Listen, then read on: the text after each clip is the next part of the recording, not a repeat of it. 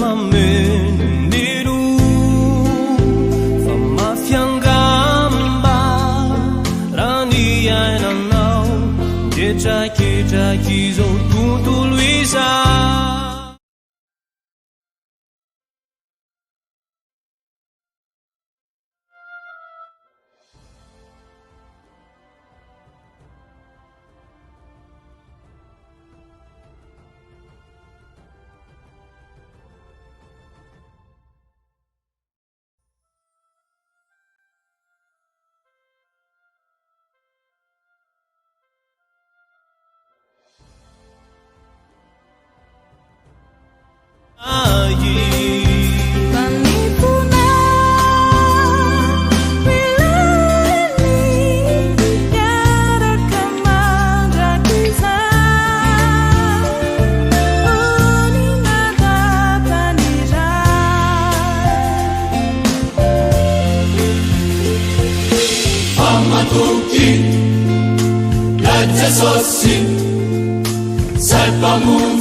Salpamunzina rano masumirutsakani azavela ulasatani Jesositua zambani tuma etwantanya netsilauzaniza asuparana safisera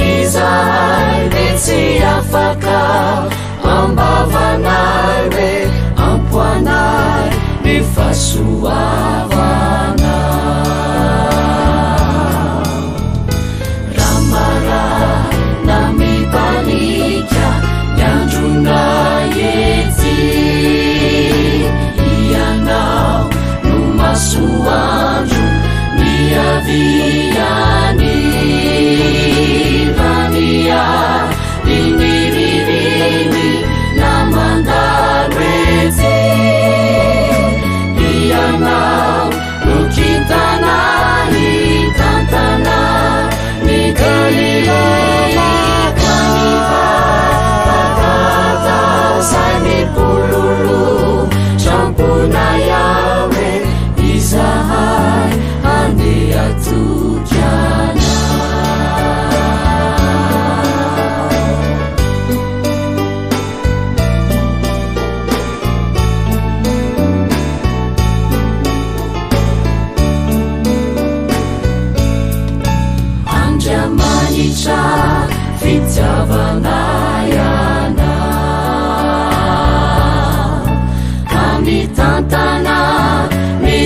fiana ety randimbiny andro ny alina mbola tokana liberanay hoe ampoanay ny fahasoavana ramara na mibalika ny andronay ety ianao no masoandro miaviany rania ny miririny na mandalo etsy tianao no kintana hitantana ny kalimamaganyva fakatao zay mipololo trampona yawe izahay handeha tokiana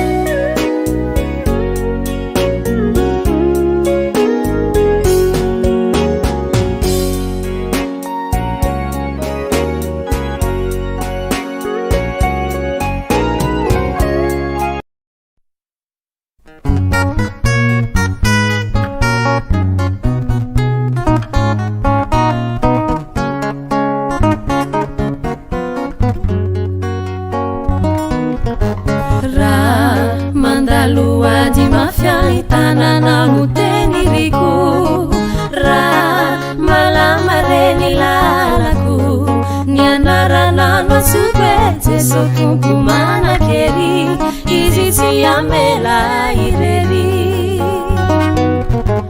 raha miloreraka ny fotoeny anarana olo atsoko raha to tsy misy antenana ianao fanatenako e Jesu tompo ny finoko zay matoky anao tsy toloko mba hoany aminy zamozary tomponay ianao ireno manana miteny ny fiainana mandraky zay e ao aminao no misy hery sy fahefana tsy voafetra itokiko ny androko rehetra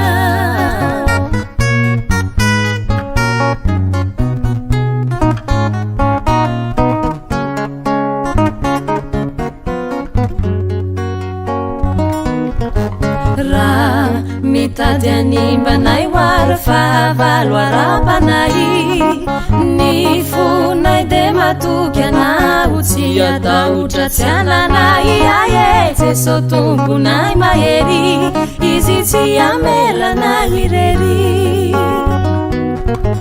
raha mitady animbanay oara fahavalo ara-panay ny fonay de matoky anao tsy atahotra tsy ananay aye Jesu tomponay mahery izy tsy amelanay irery tsy okivian satria Jesu mitantana ny dia ny emitra de ataony faty sanatry zay resy anaty tsy mbola nanarana izany hoa Jesu tompo be fitia izy rehefa ty de tena tia tsy okivian satria Jesu mitantana ny dia ny emitra de ataony faty sanatry zay resy anaty tsy mbola nanarana izany hoa Jesu tompo be fitia eny omaly anio mandraky zay toria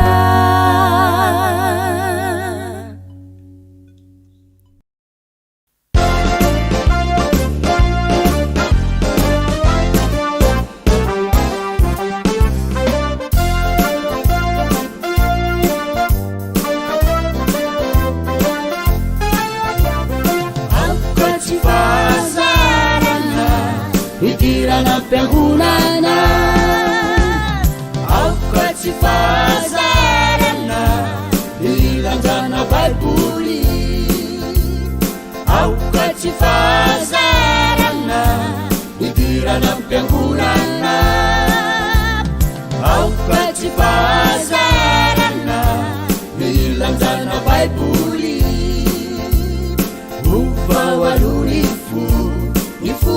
izay mianjara velaty aza miseuzanakony ny ao ampony famoaly ufawaruri ny fo izay mianjara velaty fara izay nombolaka ty zanak'Andriamanitra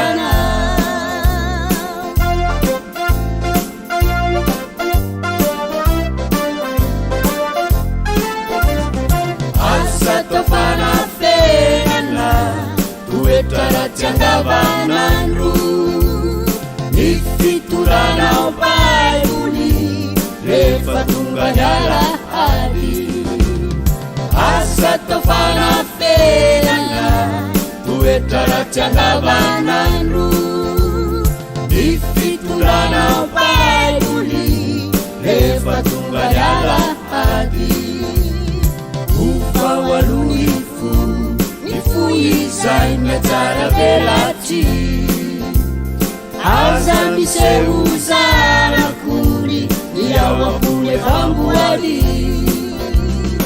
ufawaluifu ny fo izay mianjara velaty fara izay nombona tsy zanak'Andriamanitra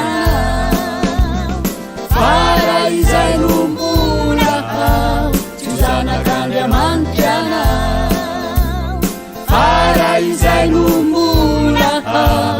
zanak'andriamanitra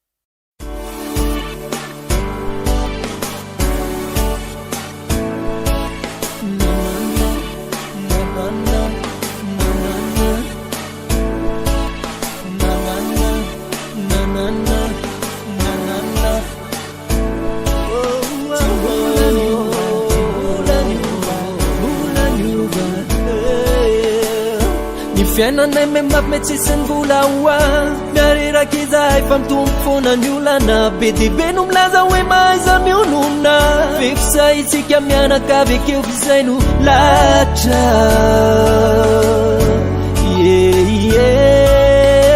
latra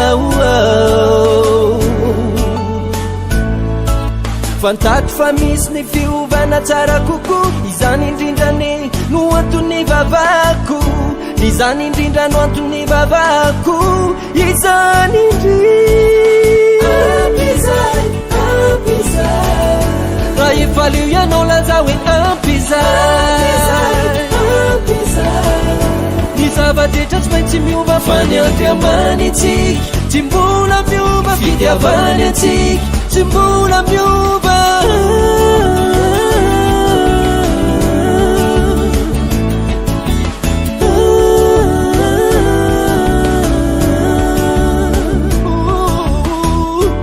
Vizana marary fona isanandro miaohatrany kotsy ahitana masoa adila korotana ny fiainanay vo ilika lava tsy misy fitiavana izany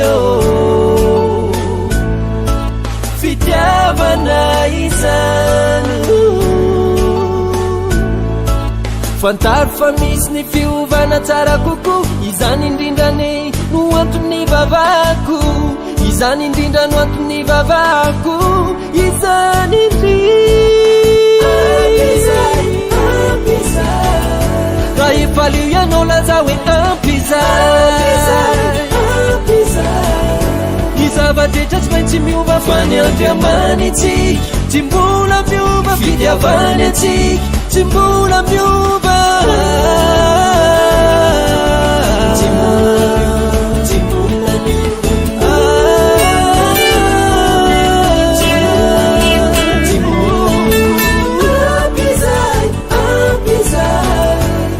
le korotana sy tokantrano tsisy fitiavana leo anty tsy fampina sotrosa lavitia ny zava-drehetra tsy maintsy miova fa ny andriamany eo marary lava ampizay mila miova ny zavatra rehetra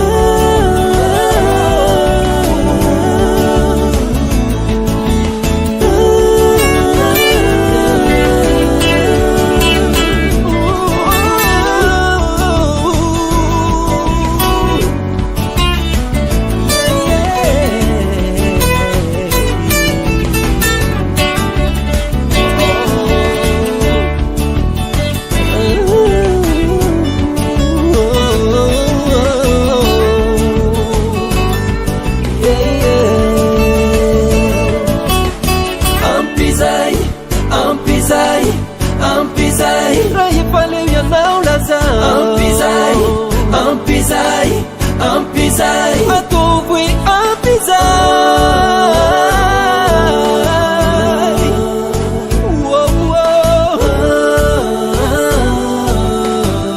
fa tsisy izay tsy agnata raha efalio ianao laza hoe ampizay ny zava-drehetra tsy maintsy miova fa ny andriamany ino fa ilamina ny ara-bolako mino fa ilamina ny tokantranoko mino fa ilamina ny zavatra rehetra mino fa afaka ho salama amin'izay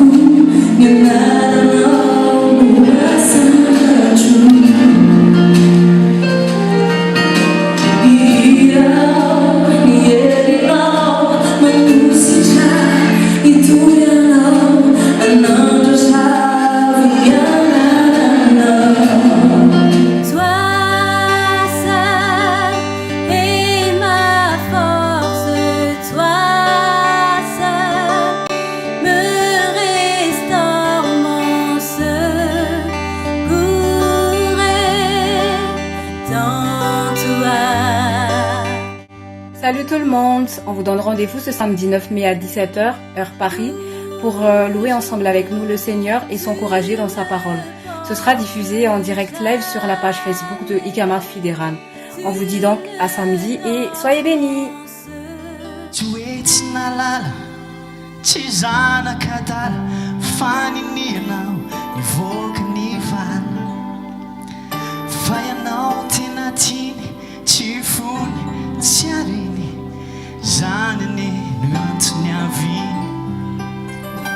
Salut à tous, c'est Nissan Dutch. Je vous donne rendez-vous le 9 mai à 17h, heure de Paris. On va vivre un bon moment ensemble dans la présence de Dieu. Il y aura vraiment beaucoup de groupes qui vont vraiment louer le Seigneur, il y aura un petit partage, des prières. Vraiment, je vous invite vraiment à réserver cette date. Direct live Facebook à 17h, heure de Paris, ce samedi.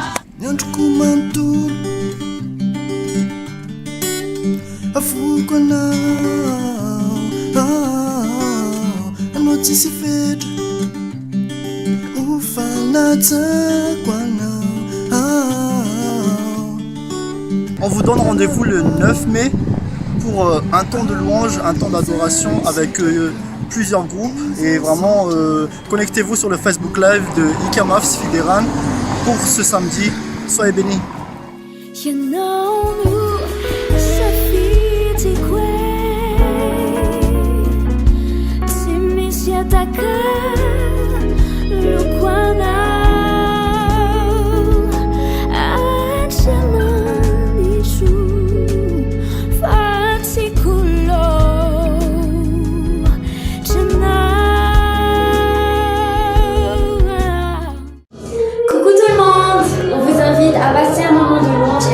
avec nous ce samedi 9 mai à 18h là-bas sur la page Facebook de Ikamas Fédéral. On vous invite à suivre le direct et soyez tous bénis.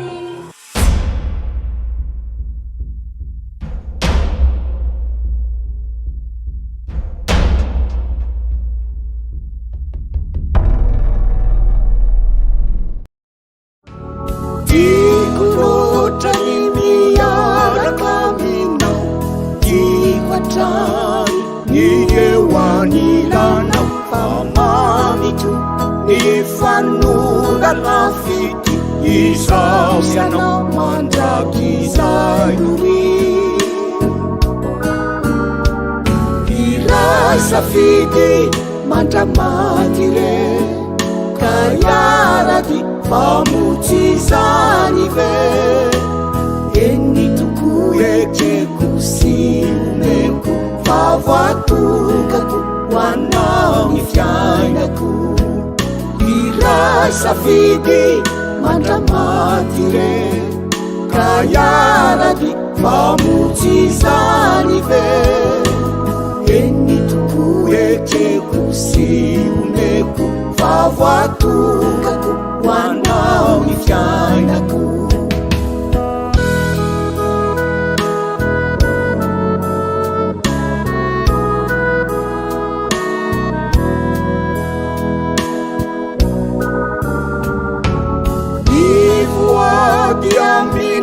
Minaravatu etututu sivavahaku aharita niasavani tarani ambara pjalanya juvarani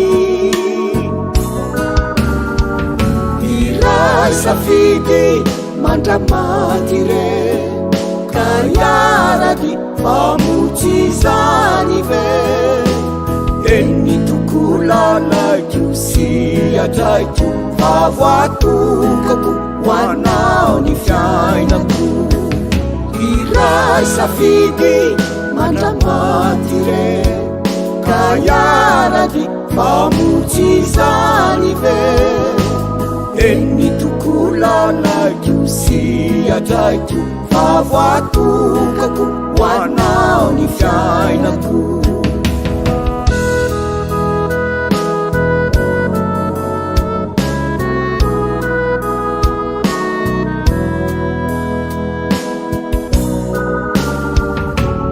Ivuadia minaravatu etututu si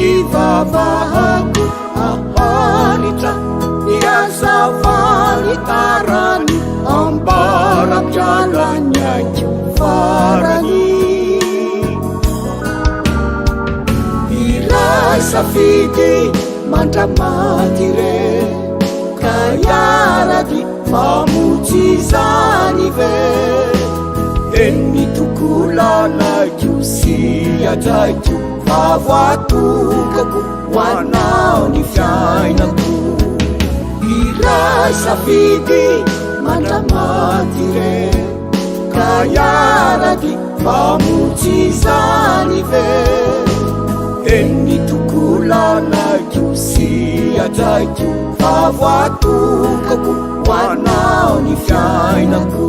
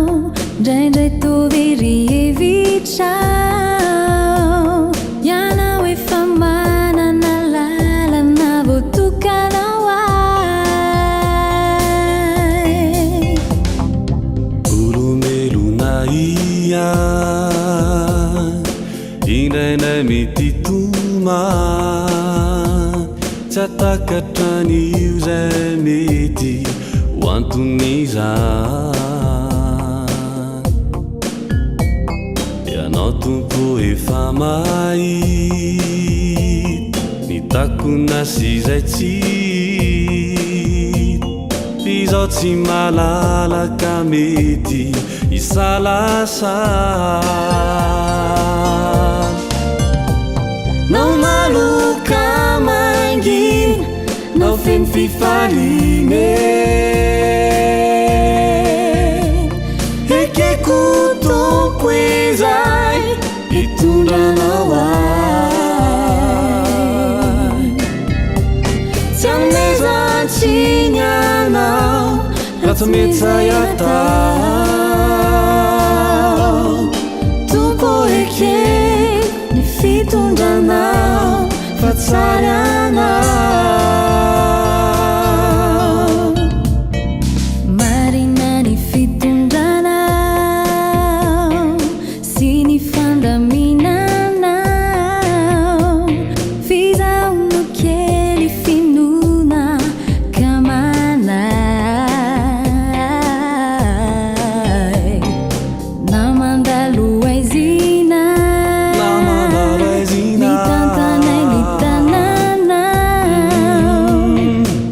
Silai mazava votukanao ai Ianao tompo mahity zay seu any aoriny Zao matoky anao tsy mandany tsy mba mandao Naquele finuko azavely toloko fizawe Tantano atran, vimbino atran, fatsarianao Ianao tompo mahity zay seu any aoriny Sao matoky anao tsy manary tsy mamandao Naquele finuko azavely toloko fizawe Tantano atran, vimbino atran, fatsarianao Tantano atran, vimbino atran, fatsarianao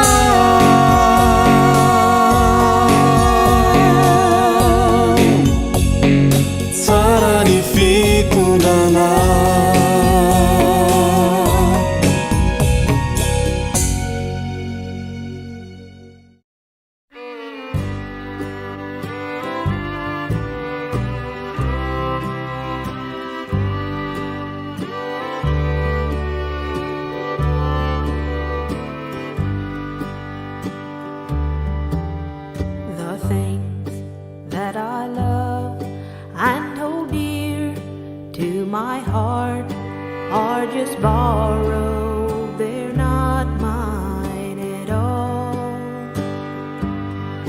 Jesus, only let me use them to brighten my life. So remind me, dear Lord. Roll back the curtain of memory now and then.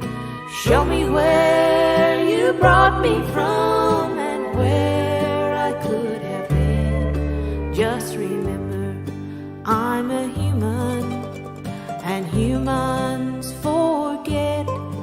So remind me, dear Lord.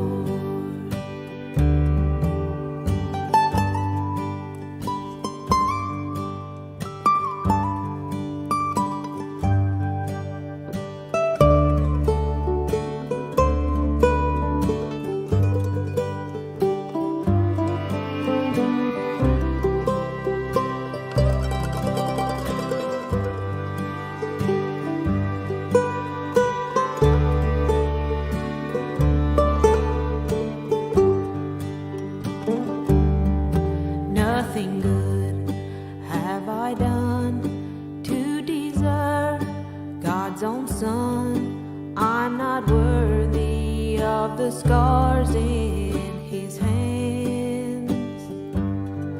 Yet He chose the road to Calvary to die in my stead.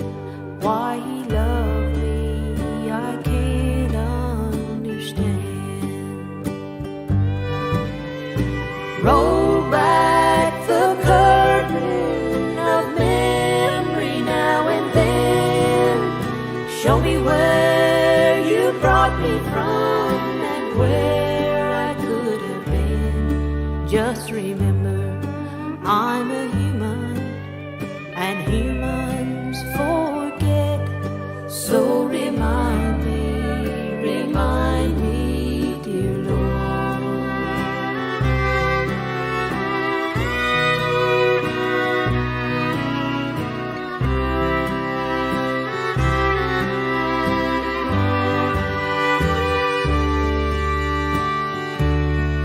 Just remember, I'm a human and humans forget.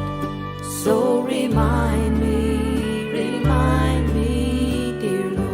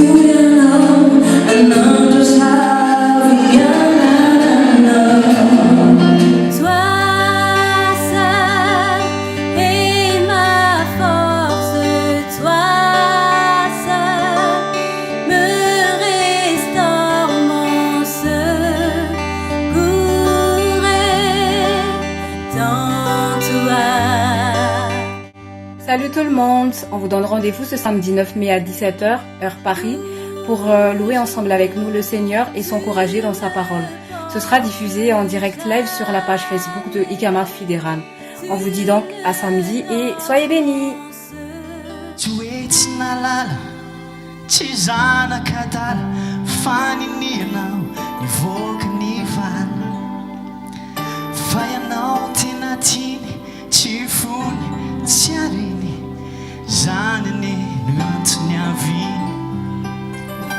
Salut à tous, c'est Nissan Dutch. Je vous donne rendez-vous le 9 mai à 17h, heure de Paris. On va vivre un bon moment ensemble dans la présence de Dieu. Il y aura vraiment beaucoup de groupes qui vont vraiment louer le Seigneur, il y aura un petit partage, des prières. Vraiment, je vous invite vraiment à réserver cette date. Direct live Facebook à 17h, heure de Paris, ce samedi.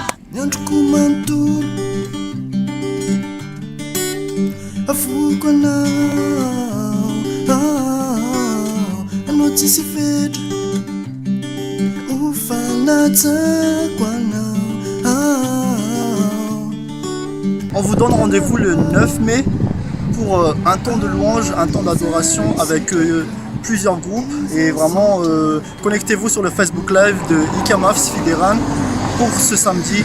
Soyez bénis.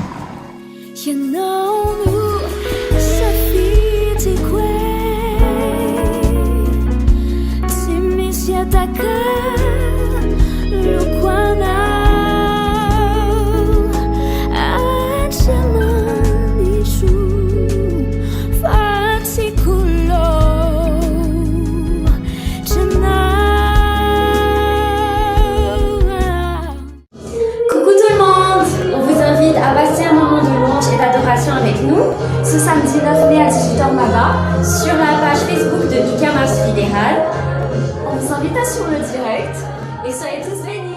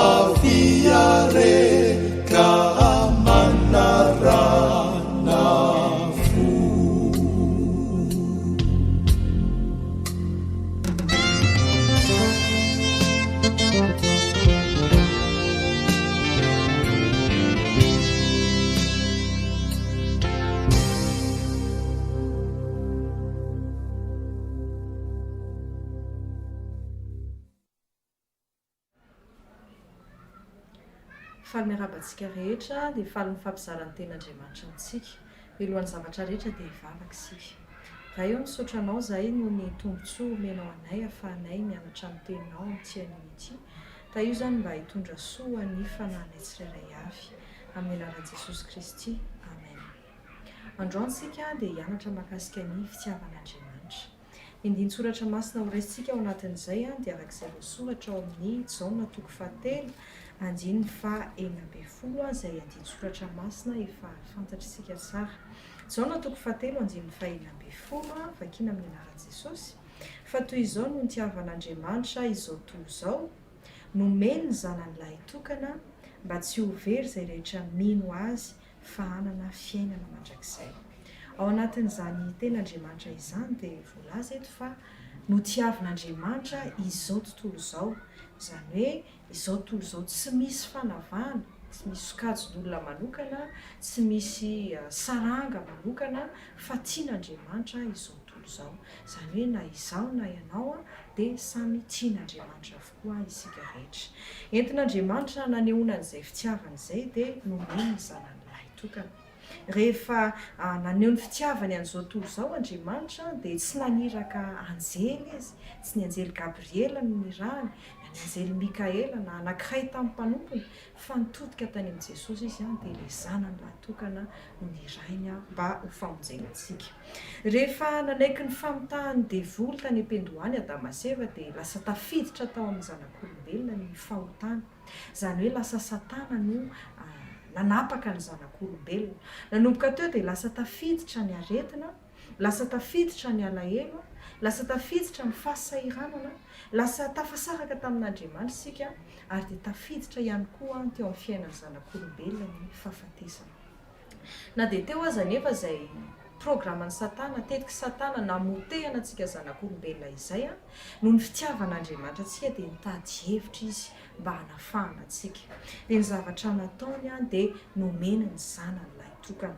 Ao amin'ny Isaia 7:5-4 ka hatramin'ny 5 dia mampiseho mikasika ny zavatra izay niaretan'i Jesosy mba ho fanafanantsika. Isaia 7:5-4 ka hatramin'ny 5 vakiana amin'ny anaran'i Jesosy. Nitondra ny alahelontsika tokoa izy sady nivesatra ny fahoriantsika. Nefa isika kosa nanao azy nokapohina sy nasian'Andriamanitra ary nampahoriana. Nefa izy dia noratraina noho ny fahasoantsika, notorotoroina izy noho ny elontsika. Natao taminy famaizana nahazoantsika fihavanana ary no nidiakapoka taminy dia sitrana isika. Isika rehetra dia samy efa nanitahaka ny ondry, samy efa nivilo amin'ny lalantsika avy isika rehetra, ary nataon'i Jehovah niatra taminy avokoa ny elontsika rehetra. Izany hoe na dia teo azy zany le teti-dratsy ny Satana, ohatra hoe nitondra alahelo atsika zanak'olombelona, ny tenin'Andriamanitra dia milaza fa nampitondra ainan'i Jesosy izay alahelontsika izay. Izany hoe rehefa mino an'i Jesosy sika, mino an'izay fitiavana nasehon'Andriamanitra antsika izay dia azon'Andriamanitra esorina izay alahelo ao anatsika izay. Vokatry ny fitaky ny devoly ihany koa dia lasa mety marary sika amin'ny manofo atsika. Nefa Andriamanitra dia nitady vahaolana nokapohina Jesosy mba ho fanasitrana antsika. Ary ny tenin'Andriamanitra izay nivakitsika teny am-piandohana dia manambara fa nomen'Andriamanitra ny zanan'ilay tokana mba tsy ho very izay rehetra mino azy fa hanana fiainana mandrakizay. Mahita sokajin'olona anankiroa tsika eto, izany hoe misy zany no sokajin'olona very dia misy ny sokajin'olona manana fiainana mandrakizay. Te hilaza aminao zany hoe misy zany ny fahaverezana ary misy ny fiainana mandrakizay. Tenin'Andriamanitra nefa dia milaza fa nampiseho ny fitiavana antsika Andriamanitra nanome an'i Jesosy izy satria tiany isika mba hanana fiainana mandrakizay. Mba handraisantsika an'izay fiainana mandrakizay izay anefa dia mila mino isika mba tsy ho very izay rehetra mino azy fa hanana fiainana mandrakizay. Izany hoe izay mino no hovonjena, izay mino no hanana fiainana mandrakizay. Ny tenin'Andriamanitra ao amin'ny Hebreo 1:12 dia milaza fa raha tsy amin'ny finoana dia tsy misy na inona na inona azo atao. Izany hoe nanome ny zanan'ilay tokana ao antsika ary zany Andriamanitra, rehefa tsy mino isika dia tsy misy azon'Andriamanitra atao. Izany hoe atsika zany ny safidy, anjarako, anjaranao ny mametra izay andanianao, toerana andanianao ny mandrakisainao ary ny fahafatesana na any amin'ilay fahaverezana na any amin'ilay fiainana mandrakizay. Mino anefa fa raha nomen'Andriamanitra tombontsoa ianao andrean'izao hafatra izao, tena tianao Andriamanitra, nomeny Jesosy, nomeny ny sarobidy indrindra taminy ny zanan'ilay tokana mba amonjena antsika satria tiany isika andova fiainana mandrakizay. Ny tenin'Andriamanitra dia milaza fa malalaka ny lalana mankany amin'ny fahaverezana ary betsaka ny olona mihazakazaka mankany amin'izany lalana izany. Fa eto kosa nefa ny lalana mankany amin'ny fiainana ary vitsy ny mahita azy. Ianao io mihitsy no tian'Andriamanitra andeha amin'izany lalana ety andovanana fiainana mandrakizay izany. Koa mitaonanao amin'ity anio ity raiso Jesosy efa nanome ny ainy izy hisoloeloka antsika mba handovantsika fiainana mandrakizay. Dia izay no tenin'Andriamanitra fohy ny fampizarantsika tamin'ity anio ity hivavaka isika ho feny izay. Raha eo misaotra anao izay no ny tombontsoa nomenao anay ahafantatra indray ny fitiavanao anay izay nanomezanao ny zanakao ilay tokana mba ahafahanay mandova fiainana mandrakizay. Mino an'izany fitiavanao izany izay Andriamanitra, mino ny asa fisoloana nataon'i Jesosy izay, ary manomboka amin'ity anio ity dia ho raisinay Jesosy ho ao anatin'ny fonay mba hitondra famonjena eo amin'ny fiainanay mba hanananay fiainana mandrakizay. Rehefa tonga amin'ny fotoana izay hialana eto amin'ity izao tontolo izao ity. Amin'ny anaranao Jesosy, hanaovana izany vavaka izany. Amen. Dia mankasitraka.